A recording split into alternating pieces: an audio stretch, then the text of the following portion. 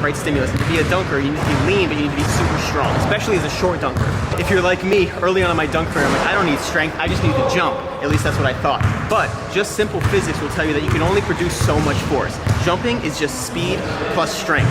If you can produce more force faster, that will make you jump higher. So I thought I could just jump, but at some point my muscles were maxed out and I had to get them stronger. The problem I ran into was I was stimulating the wrong type of muscle growth. I wanted to get strong, but I didn't want to get too much size. I was causing so much muscle damage that I was growing a lot in size, getting so big and stocky that I lost some of my athleticism. So you want to get strong, but you want to stay lean. And you don't want to just continuously grow size.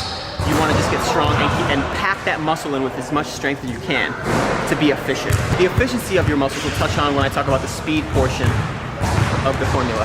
But at some point when you're strong enough, you need to create more size of your muscles so they can produce more force. Because if a muscle is this small, it can only produce so much force. You need to grow it so it has more surface area to literally have more ability to have more strength and produce more force. The main exercises are obviously squats and deadlifts, but you really want to focus on your technique. The mistake that I made when I started getting stronger was I was not mobile, I was not flexible, and I caused a lot of imbalances in my body, and now I'm having to uncarve those patterns and relearn how to lift. So start with the foundation, start with the range of motion, start with the full mobility, and then build a solid foundation of strength. So the main exercises I like are squats, deadlifts, and you just gotta think about every part of your body. Your quads, your hamstrings, there's no one exercise. You just wanna be strong and you wanna be balanced. So it also depends on what type of jumper you are, but strengthen everything. That's the best thing I can do. The big compound lifts are great. Quads, hamstrings, the whole posterior chain when you jump. When you go jump and you jump a ton, you'll feel the soreness and all those places need to get stronger. But squats, deadlifts, and core are huge.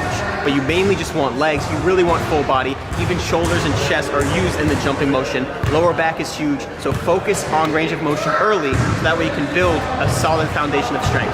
So once you're strong, you need to get faster. How do you get faster? You literally just jump, do sprints, do plyometrics. Plyometrics are probably the greatest exercise to get speed, but also just jumping, sprints, anything like that. Anything that's sport specific is a great way to add speed. My favorite exercises for speed are sprints, just jumping to dunk, and I really like depth jumps because you come from a different height and you have to work up to it. But the key with strength and speed is when you're training these things and you're jumping at the same time, that's a lot of load for your tendons. So you have to think long term and go super gradual with it because you need to build strength in those tendons so they can absorb this impact, because jumping is extreme impact, even more than just lifting weights.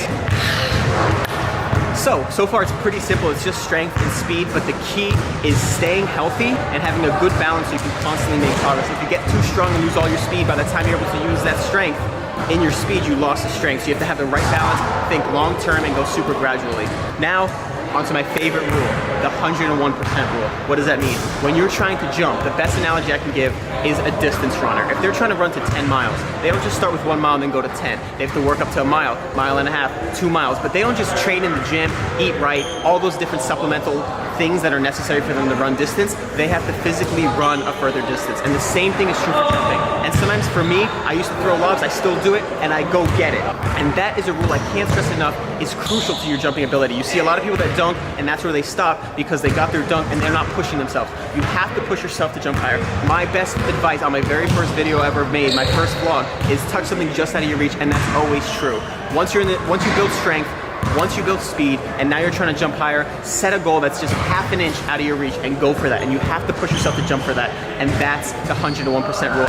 Now here's the magic of the 101% rule that I made up myself. So the 101% rule is magical and can be applied to anything in your life. Your body, your mind, everything's a muscle and everything adapts to stimulus. It's about finding the right stimulus to get your body to adapt properly. Whether it's strength, whether it's speed, whether it's your mindset, everything's a muscle. Push yourself just 1% more and find the right stimulus to get yourself to achieve the next level. Let's go! Does that make sense? I hope so. Anyway, I hope you enjoyed this thing. It's kind of like an idea I had, and this is kind of what I like to do for YouTube, so I hope it's kind of fun to watch. Oh, that was good. I made it myself. It's totally off the cuff. To adapt properly. Push yourself to that next level and dunk and do anything.